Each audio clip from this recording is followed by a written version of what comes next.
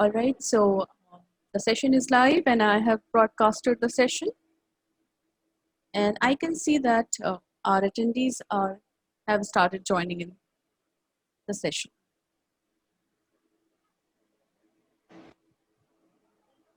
Hello everyone, a very good afternoon. Assalamu alaikum. Bismillahirrahmanirrahim. So I start in the name of God, the most merciful, compassionate and forgiving. This is Humaira Kabir from Association of Muslim Professionals, and I welcome you all on behalf of EMP to our employment training program session today that we have organized on the topic cognitive flexibility by our expert speaker, Mr. Salman Zia. We have students from Amritsar Pharmacy College and ST Government College, Bever, Rajasthan with us today in this session. I welcome you all and I highly appreciate your login in today for our webinar session today. Thank you friends and welcome. As I can see, few people have started joining us already, but we will wait for a few more minutes so that maximum people can attend our session today, inshallah. And so to begin with the session, I would request my colleague, Mr. Ehsan Chishti Saab, who happens to be Senior Project Coordinator in Employment Assistance Cell at AMP, to take over the session from here. Thank you. Ehsan sir. Thank you very much. Assalamu alaikum and good afternoon, everyone. I would now start the session with a short dua. Bismillahir Rahmanir Rahim. Alhamdulillahi Rabbil Alameen. Ar-Rahmanir Rahim. Maliki Yawmiddin. Iyyaka na'budu wa iyyaka nasta'in. Ihdinas siratal mustaqim. Siratal lazina an'amta alayhim. غير المغضوب عليهم ولا الضالين آمين صدق الله العلي العظيم. I will now give you a short presentation of AMP, Association of Muslim Professionals, and I will also take you through the employability training program which we do in AMP.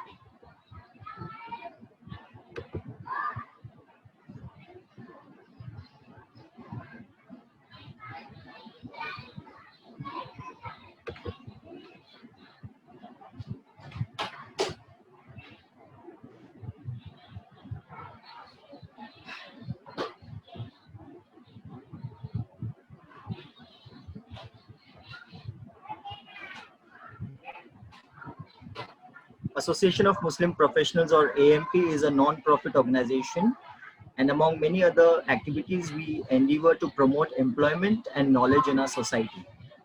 These are a few flagship projects which AMP delivers. Skill development lectures, which we do in schools.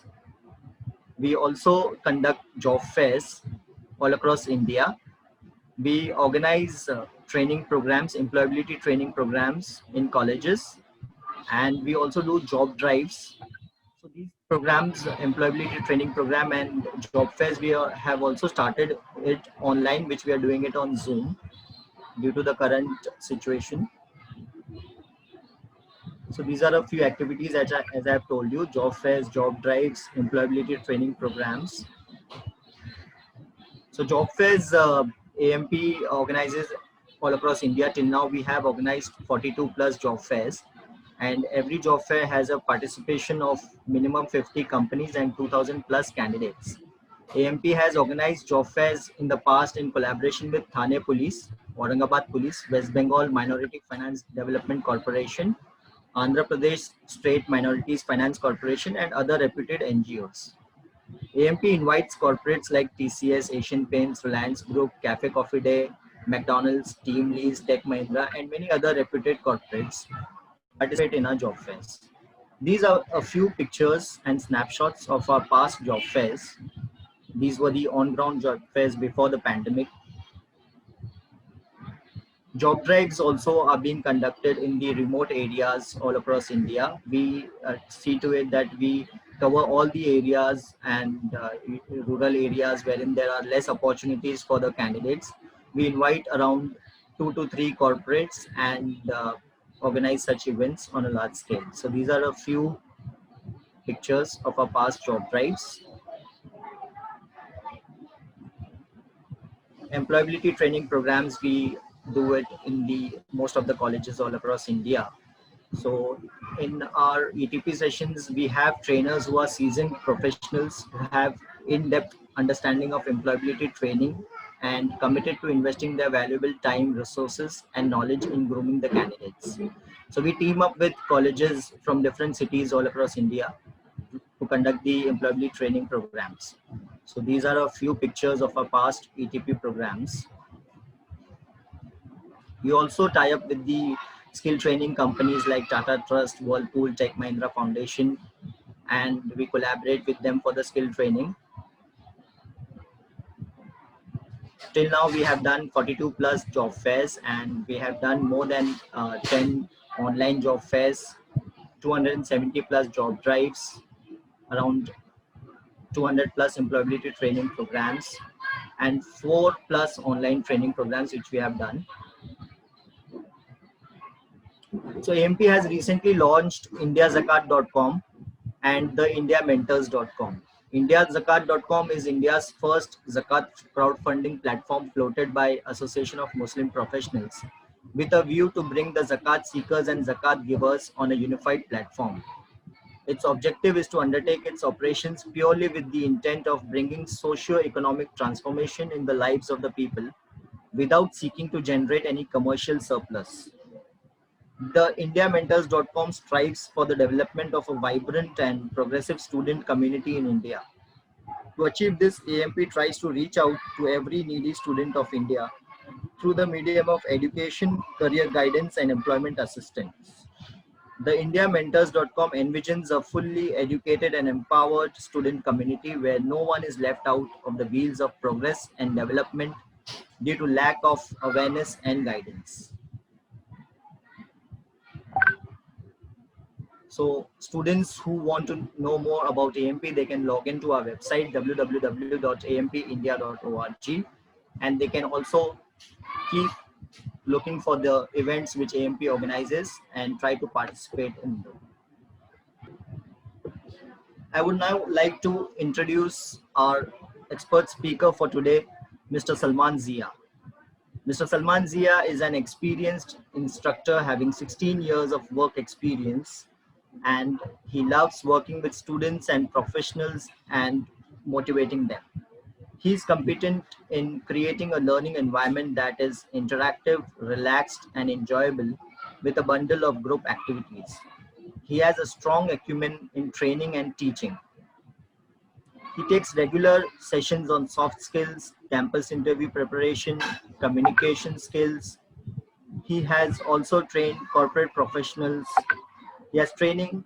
He has taken training sessions for junior and middle level executives at Uninor Telecommunication, UP East and UP West, IOG Technical Support, Gurgaon, and LIC India, pertaining to business etiquette, business communication, client relations, process, product and sales, and soft skills. He has worked with many corporate and institutions as a freelance trainer on multi-dimensional training assignment through Hero MindMind and Indus, teaching communication skills and soft skill to professionals and students. I would now like to welcome Mr. Salman Zia to continue with today's session. Mr. Salman Zia, I request you to please take on from here. Ji, Assalamu alaikum, and a very good afternoon to like all the attendees out here. So, friends, without wasting any time, I would like to start from the recent real experience which I just had. So, okay, now let me tell you one thing, that why the session, the theme is cognitive flexibility and what exactly it is. Let me start from there.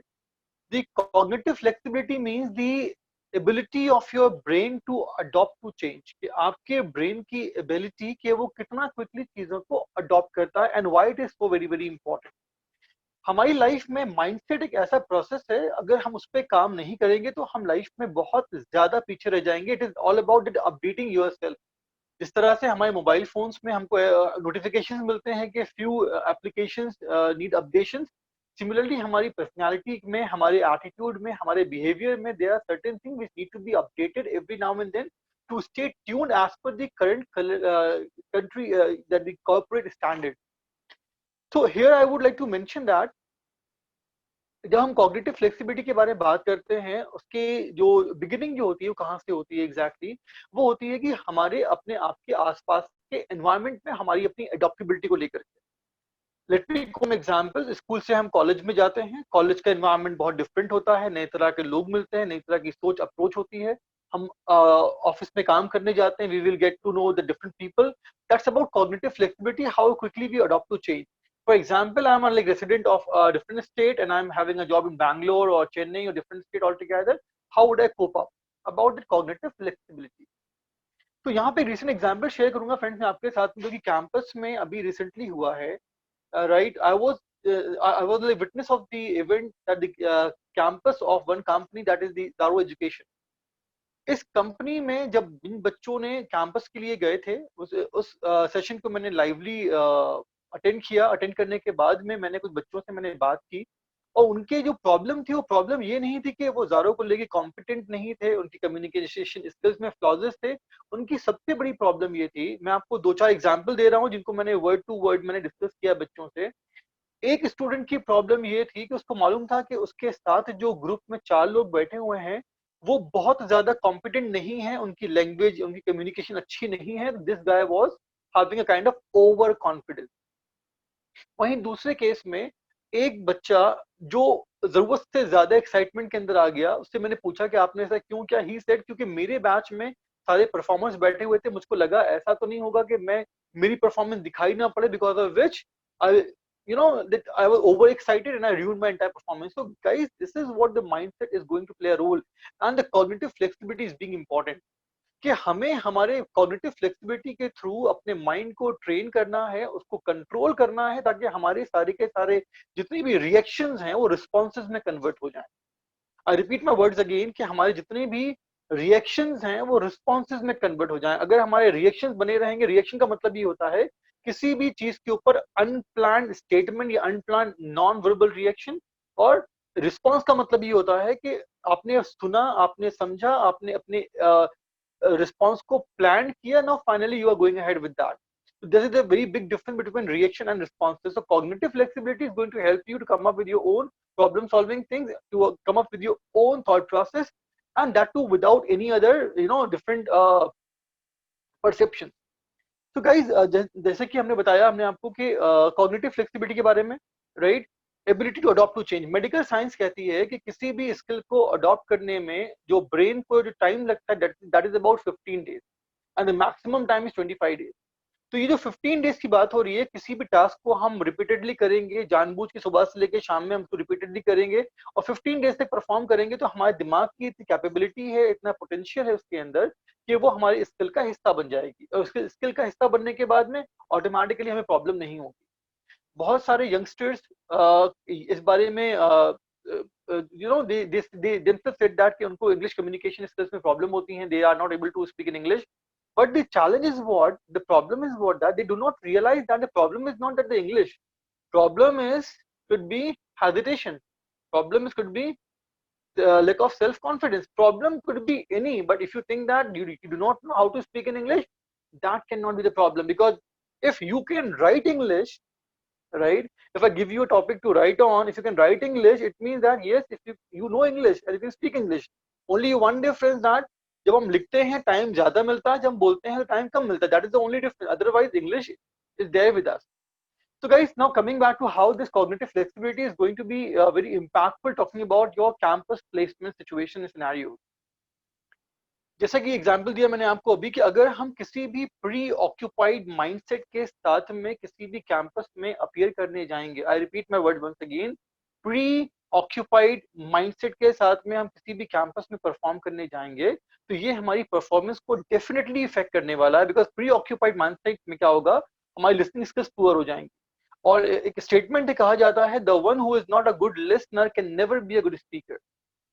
एक कोई भी इंसान जो अच्छा listener नहीं है, जो जिसकी लिसनिंग स्किल्स पुअर है, वो कभी भी अच्छा स्पीकर नहीं बन सकता. बिकॉज वो सुनेगा कुछ, समझेगा कुछ और आंसर कुछ और करेगा. और प्री ऑक्यूपाइड माइंडसेट में जब हम कैंपस में अपीयर करते हैं, तो हमारे साथ एग्जैक्टली कुछ ऐसा ही होता है कि हम अपने थॉट्स में इन्वॉल्व रहते हैं. फॉर एग्जाम्पल, कि आपको आपके सीनियर्स ने बताया होगा या आपको आपकी कॉलेज की फैकल्टी ने बताया होगा कि पहला क्वेश्चन होता है tell me something about yourself, and you all are prepared, आपने थॉरोली इस क्वेश्चन को रट लिया है आपने कि ठीक है भाई, tell me something about yourself, पहले नाम बताऊंगा, फिर अपनी educational qualification, professional qualification, then my experience, my project, XYZ thing, blah blah blah. This is how I'm going to give the answer of this question. Tell me something about yourself. But जैसे ही आप campus में आपने दरवाजा knock किया, you moment you get in and you said that sir may I please come in, and HR said that yes please come in, please sit, और आपने Zoom interview के ऊपर आपने लॉग इन किया, HR ने बोला कि yes please you are welcome and talk about your hobbies, talk about your strength, talk about your weaknesses. पहला सवाल दिमाग में क्या था आपके पास? Tell me something about yourself. सवाल क्या आया आपके पास? Tell me something about your hobbies. Tell me about your hobbies, your interests, what strengths you possess, what weaknesses you have. जैसे ही ये सवाल आपके पास में आएगा, ऑटोमेटिकली जिस कॉन्फिडेंस के साथ में आपने वॉक इन किया था और जिस कॉन्फिडेंस के साथ में आपने अपने इंटरेक्शन की शुरुआत की थी, ये पहला सवाल, क्योंकि आपके माइंड में जो प्री ऑक्यूपाइड माइंड जो डेटा है हमारे पास में, वो कह रहा है पहला सवाल हमेशा होता है tell me something about yourself. आप उसके आंसर्स को प्रिपेयर करके बैठे हुए हैं, लेकिन कैंपस में क्या हो गया, पहला question tell me something about yourself नहीं आया, पहला क्वेश्चन आ गया हमारे पास में, that is say something about your hobbies, your interests, about your family background, or why did you want to be part of my organization. Could be anything, but not as per your thought process. यहाँ के ऊपर आपके nervous होने के, आपके hesitate होने के, आपके लैक ऑफ कॉन्फिडेंस में आने के चांसेस बहुत ज्यादा बढ़ जाते हैं. तो गाइस, ये मैं आपको इसलिए बता रहा हूँ ताकि आपकी समझ में आए कि ये जो मेंटल प्रिपरेशन है हमारी, ये फिजिकल प्रिपरेशन से बहुत ज्यादा इंपॉर्टेंट है, राइट. एक और एग्जांपल दूंगा मैं यहाँ पे आपको कि हमारे पास मार्केट में दो कोर्सेज होते हैं, राइट. अभी आपने सुना होगा मेरी प्रोफाइल के अंदर कहा गया है कि मैं एक सॉफ्ट स्किल्स ट्रेनर हूँ, और एक कोर्स होता है मार्केट में जिसको हम कहते हैं पर्सनैलिटी डेवलपमेंट ट्रेनिंग. तो let me just give you a small brief about the difference between these two, that in दोनों के बीच में फर्क क्या है. पर्सनैलिटी डेवलपमेंट कोर्स का मतलब ये होता है कि कोई भी इंसान अपने आप को ग्रूम करता है, अपने आप को प्रिपेयर करता है एक पर्टिकुलर तरह की जॉब के लिए, पर्टिकुलर तरह की जॉब इंटरव्यू के लिए. फॉर एग्जाम्पल, अगर किसी को फ्लाइंग स्टीवर्ड बनना है या एयर होस्टेस में बनना है, तो वो एक XYZ इंस्टीट्यूशन को ज्वाइन करेंगे. ज्वाइन करने के बाद में उनकी सारी ग्रूमिंग, जितनी भी जो उनकी ग्रूमिंग होगी, जो भी को एजुकेट किया जाएगा, वो एक पर्टिकुलर जॉब रोल के हिसाब से ही उनको एजुकेट किया जाएगा. ये स्किल्स जो होंगी ये शायद दूसरी और जॉब के लिए रिलेवेंट रहे, राइट. अब बारी आती है सॉफ्ट स्किल्स की. सॉफ्ट स्किल्स क्या कहते हैं आपसे, कि हमको अपनी पर्सनालिटी में उन स्किल्स को ऐड करना है जो स्किल्स हमारी लाइफ के हर फेज में इंपॉर्टेंट है, चाहे वो पर्सनल लाइफ हो या प्रोफेशनल लाइफ हो. हम किसी की तरह की ऑर्गेनाइजेशन में जाके काम करें, हम किसी भी तरह के वर्किंग एनवायरनमेंट में, वर्किंग कल्चर में काम करें, ये स्किल्स हमारे लिए इंपॉर्टेंट हैं. कुछ स्किल्स के नाम बता रहा हूं मैं आपको, जैसे communication skills, wherever you go it is important. Interpersonal skills, wherever you go it is important. Intrapersonal skills, wherever you go. Cognitive flexibility, wherever you go. Then talking about your problem solving skills, wherever you go. Decision making ability, wherever you go. तो ये वो skills हैं जिनका आपकी personality के अंदर होना compulsory है, mandatory है. इसके basis के ऊपर आप किसी एक पर्टिकुलर डोमेन में आपकी लाइफ, आपका प्रोफेशनल ग्रोथ रिस्ट्रिक्ट नहीं होगी. आप अपने करियर की बिगिनिंग से ही अपने आप को अपने नए ग्राफ के ऊपर ले जा सकते हैं. एक और चीज आती है, पीपल मैनेजमेंट आता है इसके अंदर. जो लोग सेल्स और मार्केटिंग की बात करते हैं उनके लिए नेगोशिएशन स्किल्स आती है उनके अंदर, राइट. जो लोग सेल्स में आते हैं उनके लिए एक स्टोरी टेलिंग भी आता है. तो ये क्या है, वो स्किल्स हैं. ये वो सारी स्किल्स हैं जो आपकी पर्सनैलिटी को एक पर्टिकुलर लेवल पे लेके जाती हैं, जहां से आप चीजों को आगे मूव ऑन कर सकते हैं, right. So guys, let's moving forward towards the campus placement procedure. आपको मालूम ही होगा कि जो लोग टेक्निकल फील्ड्स के हैं उनका पहले टेक्निकल राउंड होता है उनका, then they go for your group discussion sessions. अब क्योंकि हम आज की तारीख में वर्चुअल कैंपस प्लेसमेंट में बैठने वाले हैं, बिकॉज आगे शायद अगले 3-4 महीने तक ऐसे पॉसिबिलिटीज नहीं बनेंगी जहाँ पे हम HR के सामने 1-to-1 बैठ करके अपना इंटरेक्शन करेंगे, तो हम ज्यादातर जूम पे ही जाएंगे. अब जब हम जूम इंटरव्यू के थ्रू या कंपनी के सॉफ्टवेयर के थ्रू हम जब अपने कैंपस को फेस करेंगे, अपने इंटरव्यू को फेस करेंगे, हमारी प्रिपरेशन का लेवल क्या होना चाहिए, I would like to brief you on that. Now the very first thing is that whenever you go for when you are preparing for this particular thing, make sure कि आपके घर के अंदर जिस एरिया में सिग्नल की strength सबसे ज्यादा अच्छी आती है, जहां पर वॉइस ब्रेक कम से कम रहेगी। आपको वो एरिया ऑफ करना पड़ेगा अपने उस कैंपस प्लेसमेंट के दिन कि आप वहां बैठ के अपना कैंपस को फेस करेंगे। नंबर 2, जो बैकग्राउंड है, that need to be a very nice background you should have, right? Along with that, now your non-verbal communication. Non-verbal communication holds 55% of total communication skills, right? तो अगर आपका, जब आप सुन रहे हैं एचआर को, जब आपसे इंटरेक्शन हो रहा है, जब सुन रहे हैं उनको, उसमें जो आपकी नॉडिंग्स होती हैं, आपके जो आई मूवमेंट्स होते हैं, ये आपका नॉन वर्बल कम्युनिकेशन का हिस्सा है। सेकंड नंबर पे आता है पैरालिंग्विस्टिक फीचर्स, जो होते हैं 37%। तो 55% हमारा नॉन वर्बल है, जेस्चर्स, पोस्चर्स, हमारे face expression, eye movement, hand movement, and 37% is paralinguistics, means pitch, tone, clarity, voice modulation, rate of speech, articulation. These are the part of paralinguistic features. और जो last में आता है remaining 7%, वो आते हैं वर्ड्स। अभी जो बातें आपके पास जा रही हैं वो 7% वो वर्ड्स है। अगर इन 7% में आप अगर सोच के देखें कि मेरा आपको नॉन वर्बल नहीं, मेरे फेस एक्सप्रेशन नहीं आए, हैंड मूवमेंट्स नहीं आए, राइट, या मेरी जो वॉइस मॉड्यूलेशन है, जो वर्ड्स के प्रोनाउंसिएशन पे मैं ध्यान दे रहा हूँ, अगर वो चीजें नहीं आएंगी तो मेरा बोलना आपके लिए बहुत ज्यादा फेक हो जाएगा।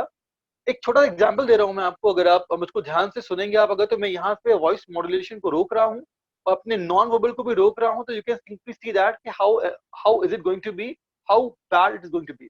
सो now, no body language, no face expression. So friends, आज का सेशन हमारा कॉग्निटिव फ्लेक्सिबिलिटी को लेकर के है। और कॉग्निटिव फ्लेक्सिबिलिटी का मतलब होता है कि आपके माइंड की एबिलिटी और कैपेसिटी कि हम कितना क्विकली अपने चेंजेस को अडॉप्ट करते हैं। हमारा mindset transformation is very very important. ये बहुत इंपॉर्टेंट पोर्शन है। आप देख रहे होंगे कि यहाँ पे कोई फेस एक्सप्रेशन नहीं है, यहाँ पे there nothing, I have nothing on my face.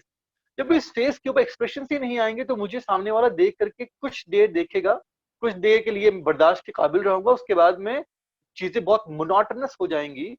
और जब जैसी चीजें मोनोटोनस हो जाएंगी तो मेरे अंदर से इंटरेस्ट खत्म हो जाएगा। वो इंटरेस्ट का जाने का मतलब ये होता है कि मेरे कैंपस सिलेक्शन के आगे के राउंड में बढ़ने के चांसेस ऑटोमेटिकली कम हो जाते हैं, राइट? सो फार सो गुड। हमारा जूम के लिए हमारा जिस घर के जिस एरिया में नेटवर्क मिलता है हमको, background and the way we are going to present ourselves. Now, talking about the question and answers, so I would never ever advise you people to please rectify the answers of particular question, right? For example, if you are, for example, you have got 10 questions. The first question was tell me something about yourself. Second question was about your family background. Third question you receive saying that okay, give me your strength and your weakness, your hobbies and interests. Fourth question आ गया। Fifth में आ गया 5 साल बाद आप कहाँ देखेंगे अपने आप को। सिक्स में आ गया कि कंपनी का बॉन्ड है, are you agree to work with this.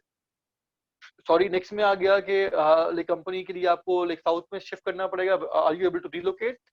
ये क्वेश्चंस आ गए आपके पास में, राइट? लेकिन फॉर एग्जांपल ये 10 क्वेश्चन आपने बिल्कुल मेमोराइज कर लिए, आपने रट्टा मार लिया, आपकी कम्युनिकेशन बहुत फ्लॉलेस हो गई इसके अंदर, राइट? कोई पूछिए आपने tell me something about yourself, well my name is Salman Zia, I am pursuing my graduation from this polish language, एकदम फ्लॉलेस, कोई कमी नहीं है इसके अंदर, राइट? इस क्वेश्चन के बाद में अगला क्वेश्चन वो आ गया जो आपने प्रिपेयर ही नहीं किया था। अब आप कहाँ जाएंगे? अब फंबल भी आएगा, मम्बल भी आएगा, डेड एयर भी आएगी, आपके चेहरे के ऊपर कंफ्यूजन भी आएंगे, नर्वसनेस भी आएगी, वो सारे एक्सप्रेशन आएंगे जो आपको एक्चुअल में लेके नहीं आना थे। लेकिन क्योंकि आपकी जो प्रिपरेशन थी वो बहुत लिमिटेड थी, आपने अपना को बहुत लिमिटेड स्पेस में ग्रो किया आपने अपने आप को 10 क्वेश्चन 12 क्वेश्चन के हिसाब से। तो I would advise you people in place of focusing on question, please working on 2 things. Number 1, that is your listening skills. Listen that what HR is asking. Where would you like to see to yourself after 5 years down the line? 5 साल के बाद आप अपने आप को कहाँ देखना चाहते हैं? अब यहाँ के ऊपर अगर आप सवाल के जवाब की बात करेंगे तो जवाब से पहले ही सोचिए सवाल में HR पूछ क्या रहा है आपसे। HR आपकी स्टेबिलिटी की बात कर रहा है कि आपकी स्टेबिलिटी, आप मेंटली आप कितने स्टेबल हैं। और ये जो 5 साल का सवाल है इसमें देखना चाह रहा है कि 5 साल के सवाल के लिए आपका आंसर क्या निकल के आता है। Are you looking for a short term relationship with your organisation और द लॉन्ग टर्म, राइट? एक नेवल डिपार्टमेंट की सर्वे की बात करूं मैं आपसे, वहां पे बोला गया था कि 2 तरह के लोग आते हैं हमारे पास परफॉर्मेंस के, हमारे पास हायरिंग के लिए।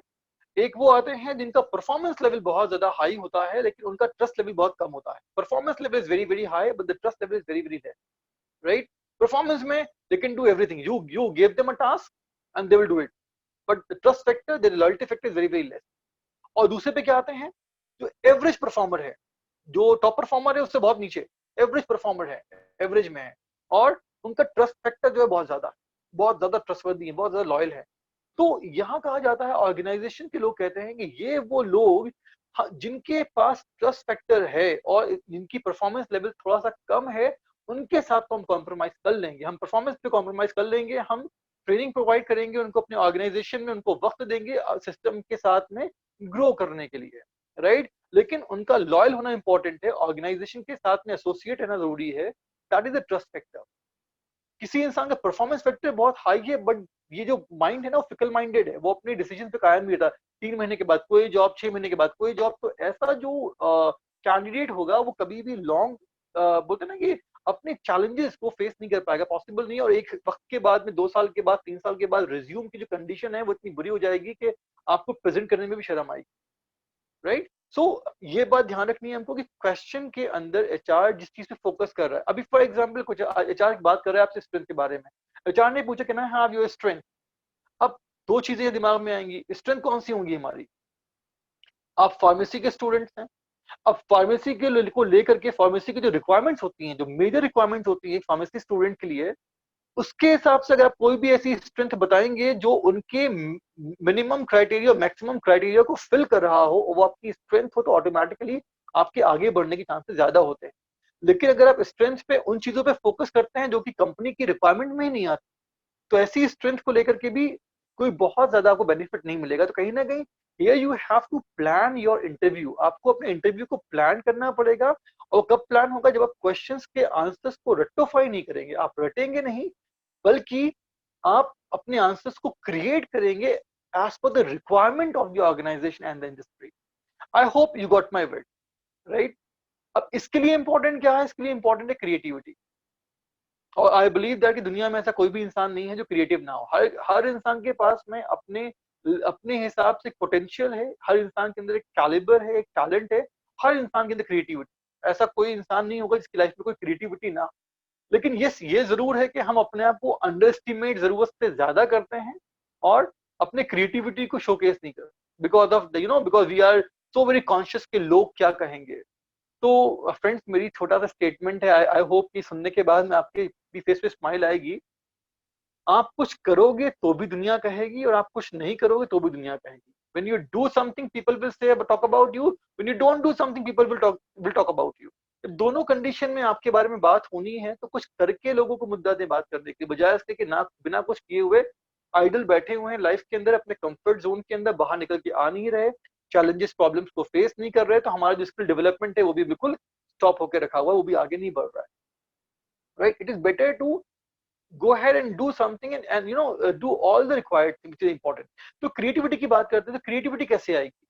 क्रिएटिविटी आएगी इसके लिए you have to be little hypothetical. For example, अभी कैंपस प्लेसमेंट के अंदर स्टूडेंट को टॉपिक दिए गए, एक्सटेम्पर के टॉपिक दिए गए। एक्सटेम्पर के टॉपिक क्या थे, can we learn from our failures, smart work versus hard work, can artificial intelligence replace human intelligence. ये एब्स्ट्रैक्ट भी टॉपिक्स हैं और ये ओपन टॉपिक भी हैं, दोनों हैं। ये शर्त क्या है, आपको इन टॉपिक पे 45 सेकंड्स बोलना है। कितना बोलना है, 45 सेकंड्स आपको बोलना है स्मार्ट वर्क हार्ड वर्क के ऊपर।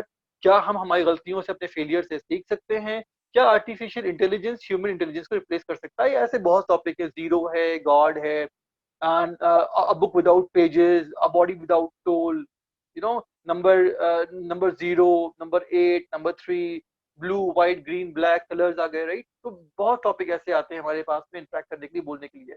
यहाँ क्या चाहिए हमको, क्रिएटिविटी चाहिए। इन सवालों के आंसर कहाँ से आएंगे, क्रिएटिविटी से आएंगे।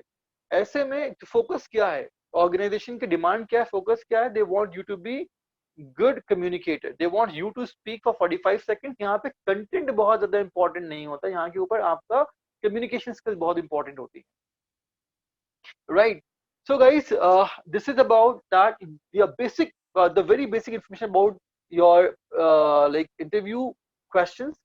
Do not prepare question and answers, prepare your mind, work on your listening skills, listen to the question carefully, what answer HR is looking for, give that answer। और एक ट्रिक मैं आपको और बताऊं, आमतौर पे ये बहुत एक्सपीरियंस वाली बात है कि जब भी कोई बच्चा अपने सवाल के एचआर के क्वेश्चंस के आंसर को जब एंड करते हैं तो आंसर दो तरह के होते हैं। एक होता है शॉर्ट आंसर यस और नो। इसका मतलब ये होता है कि हम जल्दी से भागने के मूड में हैं, हम कोई भी डिस्क्रिप्टिव आंसर नहीं दे रहे हैं, we want to run away as early as possible. दूसरा आंसर होता है जहां के ऊपर हम एचआर को मोटिवेट करते हैं कि एचआर हमसे कौन सा सवाल पूछे। आपकी स्ट्रेंथ के बारे में सवाल किया गया, एजुकेशन के बारे में सवाल किया गया, अब जो हम जहाँ पे सवाल के आंसर को खत्म कर रहे हैं वहां पे हम कुछ ऐसी चीजों का इस्तेमाल कर रहे हैं जो कि मेरे स्ट्रेंथ के एरिया के अंदर आते हैं, ऐसे वोकैब इस्तेमाल कर रहे हैं या ऐसी टेक्निकल टर्म का इस्तेमाल कर रहे हैं जो मेरी स्ट्रेंथ में आते हैं, और जब हम उसको थोड़ा सा एम्फेसाइज करके बोलेंगे वो चीज एचआर के कान में जाएगी, और जो चीज थोड़ा सा एम्फेसाइज करके बोली जाती है वो इम्पोर्टेंस शो करती है, इसको हम कहते हैं वॉइस मॉड्यूलेशन। और जो वो इंपॉर्टेंस शो करेगी तो एचआर के दिमाग में भी इंपॉर्टेंस में जाएगी। तो हो सकता है कि 10 में से 5 सवाल एचआर आपसे वही पूछे जो आप चाहते हैं कि वो आपसे पूछे। This is absolutely practical, I am not giving you any hypothetical information, absolutely practical. अब फ्रेंड्स बात करते हैं हमारे माइंडसेट ट्रांसफॉर्मेशन के लिए कि आज की तारीख में हमारे लिए माइंडसेट ट्रांसफॉर्मेशन का चेंज होना इंपॉर्टेंट क्यों है, right? So before I go ahead and talk about it, I would like to show you something. Ehsan bhai, can you please show that particular document? Yes, sure.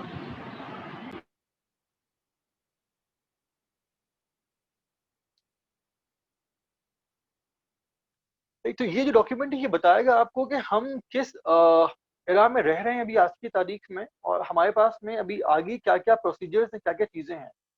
तो this is what I, please इस document को रोज देखने के बाद में थोड़ा सा अच्छे से इसको अंडरस्टैंड कीजिएगा। तो I want you to understand it, right? Now please read with me that in 1998 there were 1,70,000 employees working in Kodak, and they used to sell 85% of the world's photo paper. In a few years, digital photography drove them out of the market. Kodak went bankrupt and all his employees went on the road. Right? क्या हुआ? Digital photography ने paper photography को market से बाहर कर दिया। अब वो कैमराज भी नहीं आते मार्केट के अंदर, और जब कैमराज ही नहीं है तो पेपर का इस्तेमाल कौन करेगा? ऐसे कुछ और कंपनीज के नाम दिए गए यहाँ पे। We have got HMT watches, पहले सिर्फ यही हुआ करते थे, अब नहीं है। बजाज स्कूटर्स की मोनोपोली होती थी, अब ये नहीं है। Dyanora TV and Murphy radio was the only radio available in the market, not there. Nokia phone आज से 10 साल पहले शायद सबके पास में इस्तेमाल किया होगा, अब नहीं है। राजदूत bike was the one of the favourite bike like 13 40 years ago. Ambassador cars were supposed to be the safest cars, right? And like Dinesh shooting in settings, again that is there, right? But now what happened? Friend, there was no shortage in the quality of all these, yet they were out of the market. Why? अब सवाल ये आता है, ये market से गए तो क्यों गई? You know that in the coming 10 years, the world will change completely, and 70 to 90% of industries running today will be shut down. आज की जिस तरीके से 40 साल की मार्केट खत्म हो गई है और वो बिजनेस अब मार्केट में दिखाई नहीं पड़ते, उनको टेक ओवर किया गया टेक्नोलॉजी। अभी आज की तारीख जो एस्टेब्लिश ऑर्गेनाइजेशंस हैं ये भी बाहर हो जाएंगे, ये ले जाएंगे, राइट? तो ये क्या आ गया है? अब you read the line that welcome to the fourth industrial revolution. So we are living in the era of fourth industrial revolution. Uber is just a software. Despite not having a single car of his own, he is the largest taxi company in the world. Same with goes to Airbnb. Airbnb, they do not have any hotel, but they are the largest hotel chain in the world. Right? हमारे पास में हम आपसे बात करें हैं, OYO rooms की बात करें आपसे, हम मेक माई ट्रिप्स की बात करें आपसे, हम ये क्या है? ये एक सॉफ्टवेयर एप्लीकेशन है, इसके थ्रू हम चीजों की बुकिंग करते हैं। ओला के थ्रू हम टैक्सी बुक करते हैं, ओला की अपनी कार्स नहीं है। तो अब क्या हो गया? सारा का सारा बिजनेस क्या जो वर्किंग जो वे ऑफ वर्किंग है, that has been changed drastically, completely, right? There are many examples such as Paytm, Ola cabs, OYO rooms, right? There is no work left for young lawyers in the US now because IBM Watson software gives better legal advice in the moment. In the next 10 years, 90% of US lawyers will become unemployed. Think about it, 90% US lawyers will become unemployed, and automatically we are going to have the same technology across the world, including India as well, right? Those who will save 10%, they will be the super specialist. अब market में survive कौन करेगा 90% के बाद 10% में? 10% वही लोग survive करेंगे जो अपनी इंडस्ट्री में अपने डोमेन के बेस्ट होंगे, जिनको हम कहते हैं कि those who are not indispensable, right, जिनका रिप्लेसमेंट आसानी से ना मिले. Indispensable means those who are not easily replaceable. Now, software named Watson performed cancer diagnosis 4 times more accurately than humans. By 2030, computers will be more intelligent than humans. Now, think about it. Computers are going to be more intelligent than human. It means that the artificial intelligence is going to play a very important role, and the robots are going to take over the maximum market. In the next 10 years, 90% of the car will disappear from the roads around the world. Those who will survive will be either electric cars or hybrid. Roads will be empty. Petrol consumption will decrease by 90%. All Arab countries will go bankrupt. जब market में hybrid और electric cars आएंगी तो petrol diesel का consumption बहुत ज्यादा कम हो जाएगा, और जितनी भी कंट्रीज हैं जो कि ऑयल के ऊपर जिनकी इकोनॉमी रन करती है, they are going to experience a very bad time. You will get a car from a software like Uber, and in few moments a driverless car will be standing in your door. If you share it with someone, then that ride will be cheaper than your bike. 99% accident will be stopped due to car being driverless. This will stop the business called car insurance. Now think about it कि जब driverless cars होंगी, जब सारे के सारे काम sensor based चलेंगे, accidents नहीं होंगे. एक्सीडेंट नहीं होंगे तो अगला जो खतरा किसके पास में आएगा? दो के पास में आएगा. एक शॉफर्स की जॉब जाएगी. नंबर 2, इंश्योरेंस कंपनीज की जो आज की तारीख में जो मोनोपोली है वो कहीं ना कहीं पे डिस्ट्रॉय होने वाली है.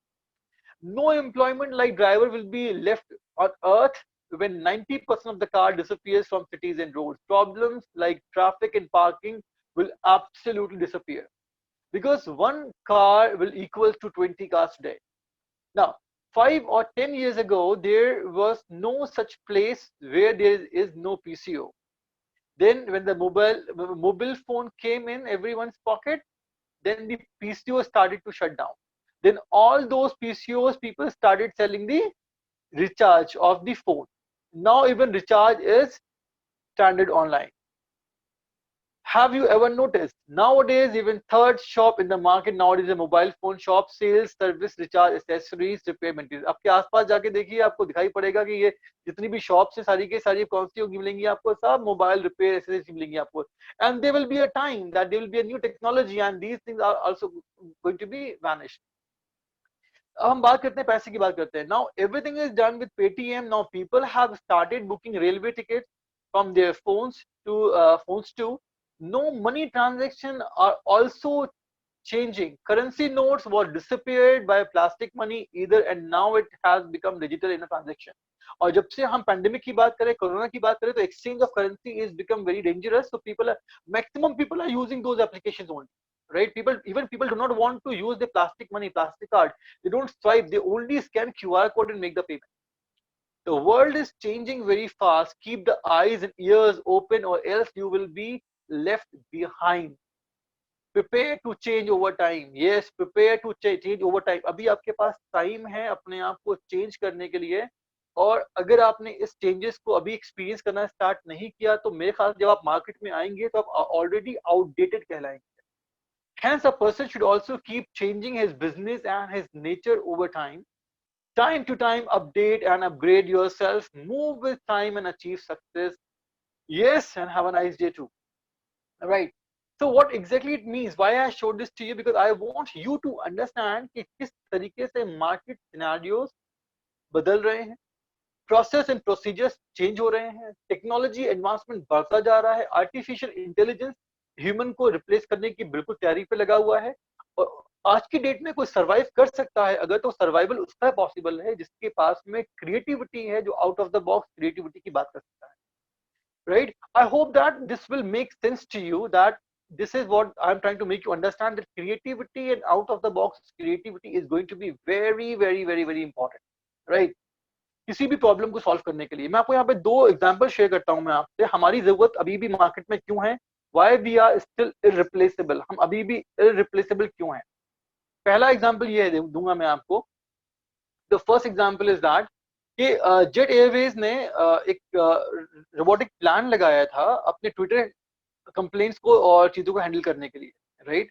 वहां के ऊपर एक कस्टमर ने एक कंप्लेंट डाली, उसने लिखा thank you so much Jet Airways, please listen to my word, thank you so much Jet Airways for flying me to Bangalore and my luggage to Hyderabad. You and I know can understand that ये एक sarcastic complaint है, ये appreciation नहीं है। पर जो robotic programme उसने क्या पढ़ा थैंक यू, और उनके डेटा में जो मेल फीड था कि we are happy to hear that you have a wonderful experience with us and do fly with us again. तो ये रोबोटिक चीजें जहाँ के ऊपर एक लिमिटेशन में काम करती हैं, वहां पे हमारी जो रोल रिस्पॉन्सिबिलिटीज हैं वो आज भी अवेलेबल हैं, then we can really contribute to the world, but subject to that the creativity, right, creativity. And last में मैं एक स्टोरी आपको सुनाऊंगा कि जो प्रॉब्लम सॉल्विंग जो है, हमारी प्रॉब्लम सॉल्विंग को हम क्रिएटिविटी के साथ कैसे सॉल्व कर सकते हैं। कभी कभी कुछ लाइफ में ऐसी प्रॉब्लम्स आती हैं, ऐसे चैलेंजेस आते हैं जो हमको लगता है कि यार ये प्रॉब्लम का सॉल्व करना पॉसिबल नहीं है। तो एक बात ध्यान दीजिएगा कि एक बड़ी फेमस स्टोरी है, ये स्टोरी है एक फेमस मैजिशियन है हैरी हुडीनी की। तो हैरी हुडीनी एक बहुत बड़ा नाम है जो कि एक वर्ल्ड फेमस मैजिशियन है, और इन्होंने एक अपने उस फेम को बरकरार रखने के लिए उन्होंने एक बार ये चैलेंज किया कि डाउन साउथ में ऐसा कोई भी प्रिजन नहीं है, ऐसी कोई भी जेल नहीं है जहां से वो 1 घंटे में एस्केप ना कर सकें। इस चैलेंज को सुनने के बाद में जितने भी लोग थे उनको पता था कि Harry Houdini is a very famous magician, तो उनके आगे तो कोई चैलेंज को एक्सेप्ट करने को तैयार ही नहीं था। तो डाउन साउथ में एक बहुत थोड़ा सा छोटा सा जेल था, वहां के जेलर ने उनके चैलेंज को एक्सेप्ट किया। जिस दिन ये इवेंट होने वाला था उस दिन जेलर और हैरी हुडीनी वहां पहुंचे। हैरी हुडीनी ने एक रिक्वेस्ट वहां किया कि अब जब मुझे बोलोगे प्रिजन में जाने के लिए, I go to the prison but having my street clothes on. Street clothes means जो मेरा जो मैजिशियन का कॉस्ट्यूम है मैं उसके साथ में अंदर जाऊंगा, and they were agree to it. बाहर बहुत सारा मीडिया बैठा हुआ वेट कर रहा था कि एक हिस्टोरिक इवेंट होने वाला है कि हैरी हुडीनी 1 घंटे के अंदर ही अंदर बाहर निकल के आएंगे। सो हैरी हुडीनी प्रिजन सेल के अंदर जाते हैं, उनके पीछे से जेलर दरवाजे को बंद कर देते हैं और चले जाते हैं। अब हैरी हुडीनी अपना काम स्टार्ट करते हैं, वो अपना कोट रिमूव करते हैं, एंड देन फाइनली वो अपना बेल्ट रिमूव करते हैं। बेल्ट के अंदर एक 10 इंच की बहुत फ्लेक्सिबल और बहुत ज्यादा मजबूत एक रॉड निकालते हैं, और रॉड निकालने के बाद में he started playing with the lock, वो लॉक को अनलॉक करने की कोशिश करना स्टार्ट कर देते हैं। पहले 15 minute Harry was very confident, very very confident कि यार आसान सी बातें हो जाएगा, आराम से, कोई प्रॉब्लम नहीं है, राइट। जो 15 मिनट में लॉक नहीं खुलता तो हैरी के चेहरे से जो कॉन्फिडेंस था वो थोड़ा सा डिसअपियर होना शुरू होता है। आधे घंटे के अंदर उनके चेहरे पे बेचैनी आ जाती है। 1 घंटा हो जाता है, हैरी लॉक खोल नहीं पाते, और 2 घंटे के अंदर Harry Houdini was collapsed behind the bar, completely collapsed behind the bar, और वो गिव अप कर देते हैं। फाइनली जेलर वहां के ऊपर आता है, वो सेल के डोर को पकड़ता है और उसको स्लाइड कर देता है, डोर खुल जाता है। ये देख के हैरी हुडीनी शॉक्ड हो जाते हैं। वो शॉक्ड यूं हो जाते हैं कि he was trying to unlock a door which was not at all lock. वो एक ऐसे डोर को अनलॉक करने की कोशिश कर रहे थे जो डोर लॉक था ही नहीं, इसको सिर्फ बंद किया था। जेलर ने सिर्फ डोर को बंद किया था, वो डोर लॉक्ड नहीं था, but it was locked, it was locked firmly where in the mind of Harry Houdini. वो डोर बंद था, वो डोर लॉक था, बहुत ज्यादा मजबूती से बंद था। कहाँ बंद था? वो बंद था हैरी हुडीनी के दिमाग के अंदर। जिसने मेरा चैलेंज एक्सेप्ट किया है उसने कोई ना कोई बहुत ज्यादा मल्टीपल कॉम्बिनेशन का लॉक लगवाया होगा उसके अंदर, तभी उसने चैलेंज मेरा एक्सेप्ट किया है। He could not thought about it कि वो दरवाजा बंद, वो दरवाजा लॉक्ड ही नहीं है, खाली बंद है। गाइस ऐसे ही हमारी लाइफ में ऐसी बहुत सारी चीजें हैं, ऐसे रॉन्ग परसेप्शन हैं हमको, हमारे आप को, अपने आप को लेकर के।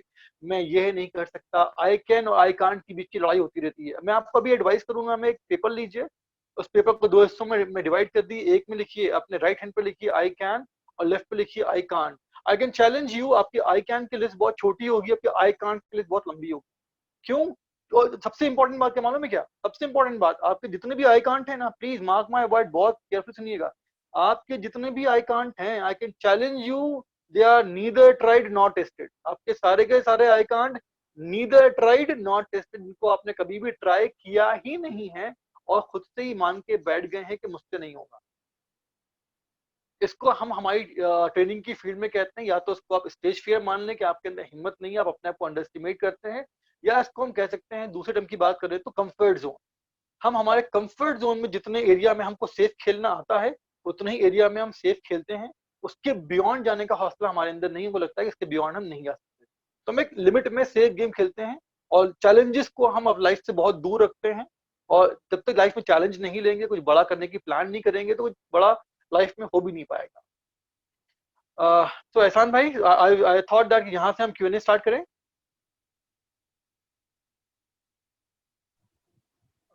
Salman bhai, I guess there have been no questions raised till now. Okay. I would now request to the participants, अगर आपके पास कोई questions है, you all can still raise your questions in the Q&A section. आप Q&A section में अपना question पूछ सकते हैं लिख के, तो हमारे स्पीकर सर उसके ऊपर आपको हेल्प करेंगे, गाइड करेंगे। वो क्वेश्चन कुछ भी हो सकते हैं आपके करियर से रिलेटेड। आज जो सेशन जो सर ने हमारे को पढ़ाया है, तो आपको उसमें कुछ डाउट्स है वो सेशन से रिलेटेड, आप उससे रिलेटेड भी पूछ सकते हैं। और any other guidance you need related to your career, आपने कोई करियर चूज किया है और आपको वो डाउटफुल लग रहा है कि आप वो सक्सेसफुली उसमें आप उसमें आगे बढ़ पाएंगे नहीं बढ़ पाएंगे, इस तरह के अगर क्वेश्चन भी है तो हमारे पास अभी और 5 मिनट्स है। आप वो 5 मिनट्स में आप वो क्वेश्चन रेज कर सकते हैं। In the meanwhile, Ehsan bhai, I would like to add one thing. In case agar students, because they are mostly from, I can see that they are mostly from remote and almost rural areas. तो in case अगर students आप लोग sir से बात करना चाहते हैं तो आप लोग रेज हैंड कर सकते हैं, ठीक है ना, हैंड रेज कर सकते हैं, सॉरी। तो हैंड रेज करने के लिए ये है कि जूम ने आपको एक ऑप्शन दिया है हैंड रेज करने का। If you want to interact, आप बात करना चाहते हैं सलमान सर से, अपना क्वेश्चन टाइप नहीं कर पा रहे हैं, आप बोल के पूछना चाह रहे हैं, then can also be done. तो आप अपना हैंड रेज कर दीजिए या चैट पे लिख दीजिए that you want to talk. तो हम लोग 15 मिनट्स का जो Q&A राउंड है वो इस तरह से इंटरेक्टिव भी कर सकते हैं। तो दोनों ऑप्शन है आपके पास। आप Q&A राउंड के थ्रू Q&A सेक्शन के थ्रू अपने क्वेश्चंस पूछ सकते हैं। सेकेंडली आप हैंड रेज कर सकते हैं, we will allow you to talk, and then आप अपना क्वेश्चन डायरेक्टली सलमान सर से पूछ सकते हैं, जिसको सलमान सर बहुत ब्रीफली आपको एड्रेस कर देंगे, and then your queries will be answered. Thank you. So I can see there are 2 questions which are raised by anonymous attendees. Salman sir, I would be reading out the questions. Sure. In the upcoming years, everything's going to change so much. Please tell us something about how can we keep up with all these changes. Okay. So guys, first of all मैं आपको एक advice करूंगा मैं आपको कि I want if you do not have an account on LinkedIn, I want you people to be on LinkedIn. आप please LinkedIn के ऊपर अपनी प्रोफाइल क्रिएट करें, अपनी लिंक्डइन प्रोफाइल बनाएं और उस प्रोफाइल को रिगरसली उसके ऊपर काम करें, क्योंकि लिंक्डइन एक ऐसा नेटवर्क है जहां के ऊपर पूरी दुनिया के जितने भी जो प्रोफेशनल्स हैं, जितने भी जो सीईओज हैं, एमडीज हैं, और जितनी भी बड़ी बड़ी प्रोफाइल के लोग हैं, they all are there and they do share that what they are looking for. तो आपको अगर कंपनी स्टैंडर्ड के बारे में ट्रैक बना के रखना है तो इसको ट्रैक करने के लिए ये 2 चीजें आएंगी। एक तो आप लिंक्डइन के ऊपर थोड़ा सा एक्टिव हो जाइए, कम से कम मतलब कि जितने भी जो सोशल कॉन्टैक्ट्स हैं आपकी प्रोफाइल या आपकी इंडस्ट्री से जुड़े हुए, उनको अपने नेटवर्क में लीजिए, अपने सर्किल में लीजिए, उनके पोस्ट को रीड करिए। नंबर 2, जिस इंडस्ट्री में आपको जाना है, जिस इंडस्ट्री के अंदर अपना करियर बनाना चाहते हैं, तो प्लीज उसके बारे में कोई मैगजीन आती है, उसका मैगजीन का सब्सक्रिप्शन लें। नहीं आती मैगजीन अगर, तो गूगल के ऊपर लगातार रिसर्च बना के रखें। यू विल फाइंड दैट कि जितनी भी नई नई टेक्नोलॉजीज हैं, अपडेशंस हैं, लोग उनके वीडियोस भी बना बना के यूट्यूब पे अपलोड करते हैं। तो पहली बात तो ये है कि किसी भी चीज को लर्न करने के लिए इंसान में अवेयरनेस होना इंपॉर्टेंट है। जब आप अवेयर होंगे about the changes which are going to happen, right, जब अपने आप को अवेयर करेंगे the changes which are going to happen, only then you will be able to upgrade yourself. अगर आपके पास अवेयरनेस ही नहीं है, अगर आप अपने आप को अवेयर ही नहीं करेंगे कि वो कौन कौन से चैलेंजेस हैं जो आने वाले वक्त में आने वाले हैं, तो आप प्रिपेयर कैसे करेंगे अपने आप को। सो किसी भी चैलेंज के लिए फेस करने के लिए बहुत ही आसान काम है कि आप अपने आप को अवेयर करें। जब अवेयर रहेंगे तो automatically you are going to work on your skills which are very very important and required to be a successful professional. Thank you. There's another question. How can we develop our English, sir? Friends, now in that case, let me just tell you one thing that I did my schooling from Hindi medium, right? तो मेरी जो 12th तक की schooling है वो मेरी Hindi medium से है। मैं यूपी के एक बहुत छोटे से गांव से बिलोंग करता हूँ, इसका नाम कन्नौज है।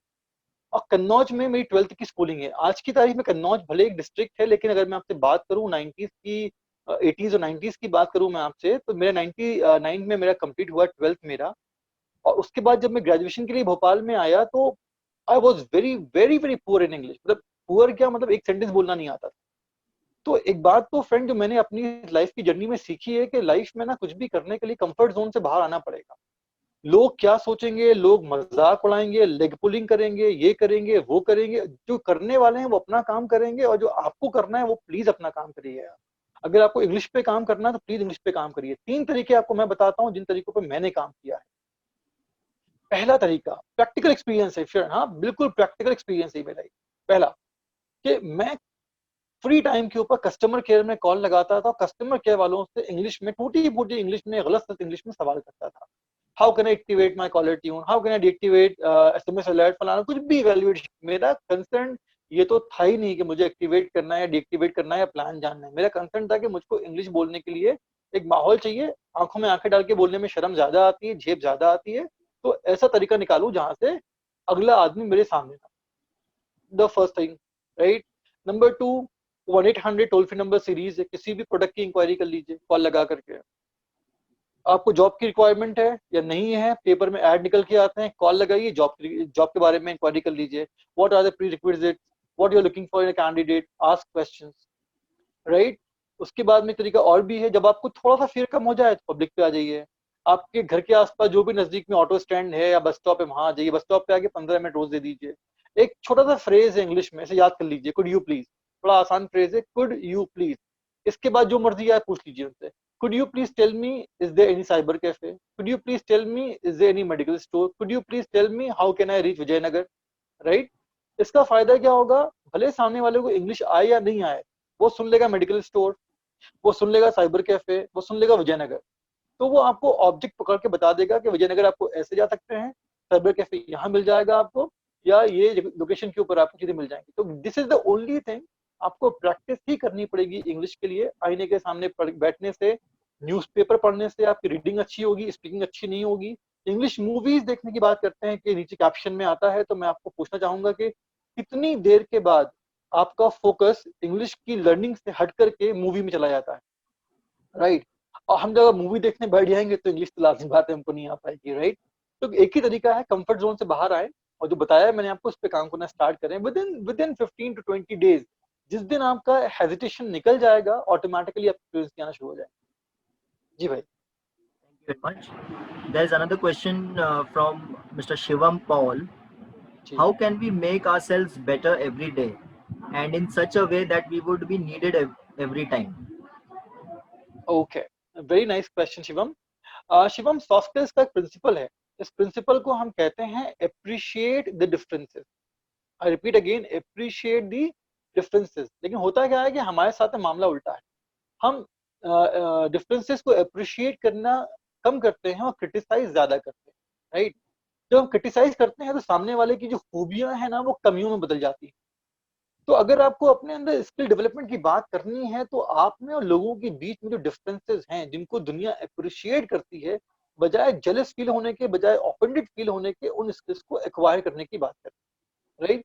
जब आप उन स्किल्स को एक्वायर करना स्टार्ट कर देंगे तो जो 4 बातें आपके फ्रेंड में, आपके एक्वेंटेन में, किसी ऐसे बंदे में लोग अप्रिशिएट कर रहे हैं, तो वो चीजें फिर आपकी पर्सनैलिटी में भी आना स्टार्ट हो जाएंगे ऑटोमेटिकली। जो पहला प्रिंसिपल है वो आएगा अप्रिशिएट द डिफरेंसेस, कि आपको डिफरेंसेस को अप्रिशिएट ही करना पड़ेगा, उनको क्रिटिसाइज नहीं कर सकते। जो दूसरा प्रोसेस है अपने आप को स्किल्ड अप करने के लिए, जैसे कि मैंने आपसे कहा कि keep an I, awareness is very important. अगर आपको आज मालूम है, मैं आपसे बोल रहा हूँ कि 3 चीजें आपकी लाइफ में बहुत इंपॉर्टेंट है। 3 चीजें कौन सी आ गई हैं? एक आ गया है क्रिएटिविटी, दूसरा आ गया है प्रॉब्लम सॉल्विंग स्किल्स, तीसरा आ गया डिसीजन मेकिंग एबिलिटी। तो आपको इन तीनों पे ही काम करना है। तो अवेयरनेस के थ्रू हमको मालूम पड़ेगा इंपॉर्टेंट क्या है, और फोकस से हम वो कर पाएंगे जो कि एक्चुअली हमको करना है, राइट। तो अवेयरनेस से नॉलेज, अपने आप की नॉलेज गेन करें, और फिर फोकस बना करके उन पर प्रैक्टिस करें। और जैसे मैंने बताया, मैंने आपको कि कॉग्निटिव फ्लेक्सिबिलिटी, 15 दिन में कोई भी चीज आपकी स्किल में कन्वर्ट हो जाती है। तो सिंपल सी बात है, 15 दिन फोकस रहिए, सोल विद इन, आप फोकस हो या ना हो, आप वो काम कर पाए। जी भाई। Thank you. There's another question from Mr. Muhammad Irshad. What जी, kind of skills you need to keep evolving? You need to keep revolving. Evolving. Okay, evolving. Okay, जैसे कि मैंने अभी लास्ट में जवाब दिया मैंने आपको कि like creativity has no limit, no limit to creativity and no limit to out of the box creativity, right? There's no limit. Number two, that the decision making ability is going to be very, very, very, very important. Problem solving skills are going to be the key to the every role you are into. अभी चीजें होती कैसे हैं, आपके पास में problem आती है या आप जिसको हम कहते हैं ना कि चैलेंज। पहली बात तो ये है कि डियर हम प्रॉब्लम फेस ही नहीं करते, हम तो अपने कंफर्ट जोन में रहते हैं, उतना ही करते हैं जितना हमारे लिए इंपॉर्टेंट है, उसके आगे हम बढ़ते ही नहीं किसी भी हाल में। तो हम नए चैलेंज फेस ही नहीं करते। जब तक नए चैलेंज को फेस ही नहीं करेंगे, नया स्किल डेवलपमेंट आएगा नहीं हमारे पास। तो पहले तो एक काम ही करिए, थोड़ा कंफर्ट जोन से बाहर निकल करके आइए और उन चीजों को करना स्टार्ट करिए जो चीजें आपने लाइफ में कभी पहले नहीं करी, लेकिन वो इंपॉर्टेंट बहुत ज्यादा है। तो वहां से स्टार्ट करिए, जर्नी अपनी वहां से स्टार्ट करिए। Start learning, start upskilling yourself as per the requirement. And yes, there is no limit to upgradation, right? कुछ भी नहीं है। आप देखते हो ना कि हर बार आपकी मोबाइल फोन की एप्लीकेशन में अपडेट्स आती रहती हैं, हर हफ्ते अपडेट आती है। तो अपडेशन हमारे में भी बहुत अपडेट्स हैं। कभी हमारे पास में कोई अच्छी स्किल्स ऐड करनी होती हैं, तो कभी अपने कोई बुरी चीजें निकालना होती हैं। अगर गुड हैबिट्स को ऐड करना है तो बैड हैबिट्स को एलिमिनेट भी करना। तो या तो अपने अंदर एडिशन करें या बुरी चीजों का एलिमिनेशन करें। तो बोथ आर इक्वली इंपॉर्टेंट। जी भाई। Thank you very much, Salman sir. This was a very informative session for the students of Amritsar Pharmacy College and SD Government College, Biawar, Rajasthan. And we hope that आपने जो भी suggestions दिए हैं and जो उनको career guidance से related आपने उनको मार्गदर्शन किया है, they will follow that and they will also you know see to it के daily basis पे जैसे उनका communication skills को improve करना है या how to present themselves and how to upgrade themselves, how to be upgraded in the changes which we are coming across on a daily basis. तो वो काफ़ी सारा इंफॉर्मेशन आपने जो उनके साथ साझा किया है, आई pray to God that they follow it and they be successful in their lives. Sure भाई, श्योर, बिल्कुल, इंशाल्लाह। Wonderful. Mira, would you like to add? Yeah, I'll just conclude the session and would like to close it. Thank you, Mr. Salman Zia, sir, for such an insightful and interesting session today. I personally liked your session a lot. So elaborated and elaborative and so well explained. I'm very sure this session by you will help our students and the attendees to prepare and upgrade themselves for a better future and career. On behalf of AMP, I would like to express our gratitude for taking out your precious time out of your busy schedule to guide our audience and students today. And to all the amazing audience who happens to be students from two different colleges and two different cities, I highly appreciate your login in today for this session, and we were very glad to have you all on board with us in our session. I wish attending our sessions will help you all in your career paths, inshallah. For everything that Salman sir has suggested in this session, I would just tell you that go ahead, follow that. So at AMP, we are committed to organize such web talk sessions and follow-up sessions that allows you all to connect, communicate, and learn from our highly experienced speakers, trainers, and career coaches. We will be uploading this today's recorded session on our AMP YouTube channel in a few days. Stay tuned to us, connect to us on our social media platforms so that you all can get our regular updates on the activities we are conducting every day. If you wish to be a part of AMP and its community work, you can simply log on to www.ampindia.org/joinamp. And okay, friends, I'm Humaira along with Mr. Ehsan and Salman sir. Will take a leave from here now. So signing off now. Stay home, stay safe, and keep learning. Take care. Goodbye. Thank you, everyone. I would now end the session with a small dua. Bismillahirrahmanirrahim.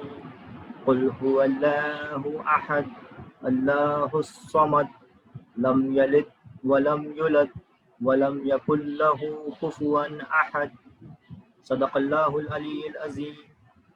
Ameen. Thank you, Ehsan sir. Okay. Okay, so ending this session now.